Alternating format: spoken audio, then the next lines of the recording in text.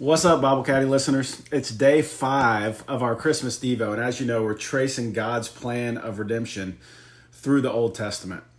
Now, a lot happened after Israel blessed Judah, like we saw yesterday. Over time, God's people went down to Egypt. Israel was enslaved there for 400 years, and then, as you may know, God miraculously delivered them, but only for them to wander in the wilderness for 40 more years. But finally, just like he had promised to Abraham, God brought his people into that land that he had promised. And after a number of generations, here's what happened. They asked for a king. They wanted to be like the other nations. Well, the first king that they got was not a good king. His heart was turned away from the Lord. And so God chose a king for himself, a man after his own heart, a man named David. Listen to what God said to David in 2 Samuel 7. He said, "When your days are fulfilled and you lie down with your fathers, I will raise up your offspring after you, who shall come from your body, and I will establish his kingdom.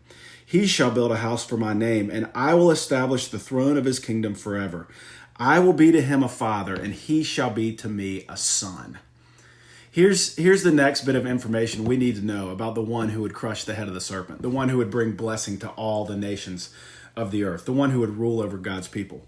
He would not only come from Abraham's family through the line of Judah, he would also now come through David's family.